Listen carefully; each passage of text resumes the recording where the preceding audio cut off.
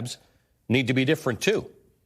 Joining me now is someone on the front lines of the effort to push back against Donald Trump and Elon Musk. Congresswoman Jasmine Crockett is a Democrat of Texas. She's a member of the House Oversight Committee on DOJ. Congresswoman, welcome. Thank you for being with us. Yeah.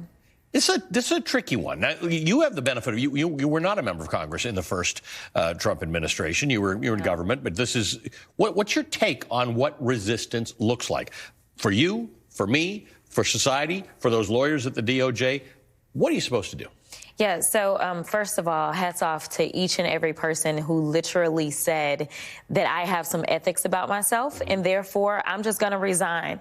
That's as it relates to the DOJ as well as every other agency. The scary part about this, though, is that only his lackeys will be left running our governmental agencies, whatever is left of those governmental agencies.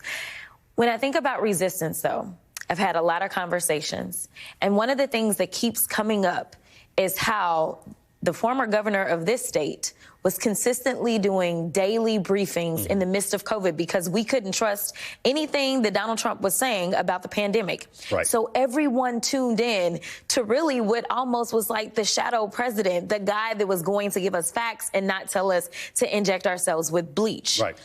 I think that we need to do something similar to that because all they're going to do, him and his new press secretary, is spew lies upon lies upon lies. We need to daily brief the American people. That's number one. Number two, a lot of people are talking about, you know what, we just are looking forward to the midterms. We only need 3 more seats. I'm sure everybody's tired of getting emails, text messages, phone calls, trying to raise money. But the reality is that we have an opportunity right now. I know that a lot of people look at these seats that are available, which there's going to be a total of 3, and they say these are deep red seats. But here's the thing. We saw that in the state of Iowa, they swung a seat 27 points so that a Democrat could win. I say we have nothing to lose. We need to go out. We need to talk to those people that finally understand that the only mission that Donald Trump has is making sure that he can line his pockets, line Elon's pockets, and any other billionaire, all at our expense. It's not just going to be the people you dislike that are going to miss out on their Medicare, Medicaid, or their Social Security. Or down in the state of Florida, where 2 of these seats are, they are talking about getting rid of FEMA.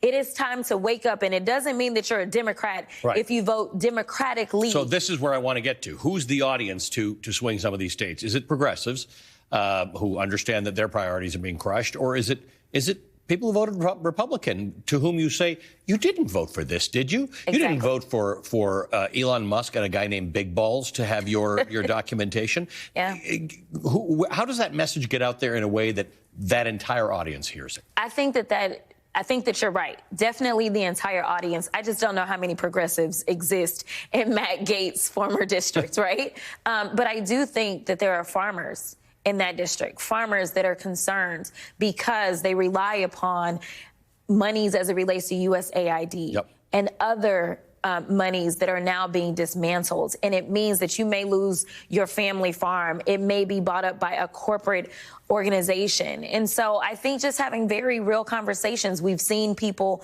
who have talked about, well, we don't want you firing the people at the VA, or maybe it's somebody that has to fly all the time and they're concerned because we have a record number of planes literally falling out of the sky because he decided he was going to appoint some guy from Fox to be over transportation. But at the end of the day, there were those that never believed that we could end up with 2 senators in the state of Georgia, and we did.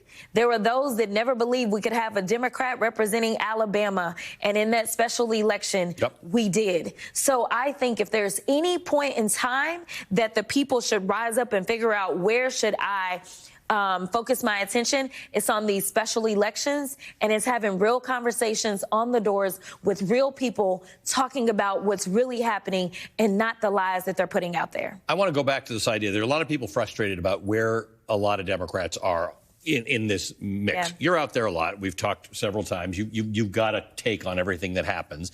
This concept about a daily briefing. It's we've talked about whether we should act more like a parliamentary system here, where the opposition's got a job to do every day, and you see them as often as you see a prime minister.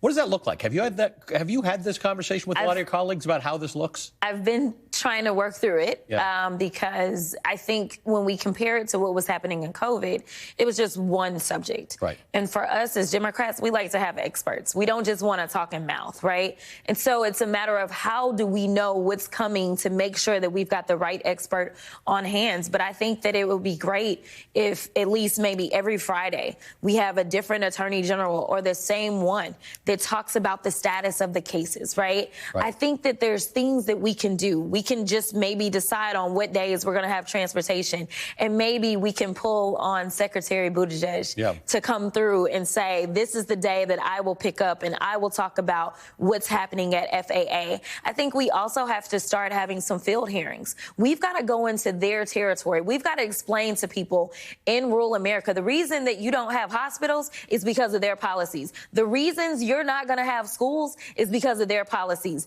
The reason that you had access to more jobs, more health care, as well as the next level of farming was because Democrats were the ones that wanted to make sure that you could have broadband access. We've got to start having the conversations instead of just ceding the territory, because the reality is that right now they're trying to cut SNAP benefits. You know who uses more SNAP benefits than anybody else? It's rural America. It's not urban America. We have a story for every single person who's not a billionaire in this country, and it's time for us to tell it. So you had an interesting story, which I wasn't going to bring up because my parents watched this show, but you were involved in a hearing with Elon Musk about condoms.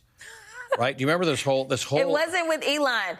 Elon, if you're watching, come through, boo, because you haven't shown up to the Doge subcommittee yet. Right, and you called him out at that subcommittee. Yes. But this became weird because Buddy Carter, your colleague from Georgia, started talking about how we were giving condoms to the Taliban, and then Donald Trump himself. Then it became about Gaza, but that would have to have been about 7,000 condoms per person. And then he said it was just Hamas, which none of it made sense. But it caused a lot of people to have to run around and follow the story and find out that we give condoms as part of USAID to prevent the spread of HIV to a place in Mozambique called Gaza province. Correct. This is the nonsense we have to deal with. It's not even just nonsense. It's just that they're idiots. I mean, these are the same guys, remember, as it relates to our nuclear stockpile, right? They're like, oh, wait a minute, we needed those guys? Oh, can we get them back? Oh, we don't know how to. Like, I don't know how anyone in this country can look at this administration and feel some semblance of any type of confidence, right? And this is all at the same time. Like, Elon doesn't want us talking about the fact that he has received almost $1 billion worth of new contract money from the U.S. government in just 2 weeks. $400 million for Tesla and over $300 million for SpaceX. This is nothing more than a money grab. He's not out there trying to save money for the American people. That's not what he's doing. He's lining his pockets. And at the same time, he's outraging people who don't know exactly how we spend our money and how it benefits us to make sure that things like HIV and AIDS doesn't become the worldwide pandemic that it used to be. Exactly. Same thing with everything else that we're dealing with, because now we know Ebola was found where? Here. In New York. I mean, we need people that are experts, not idiots that play on Fox News or play on the internet. Jasmine Crockett, great to see you as always. Thank you for being with us. Representative Jasmine Crockett of Texas. All right, coming up, the terrifying moment that plane carrying 80 people, look at this, watch this,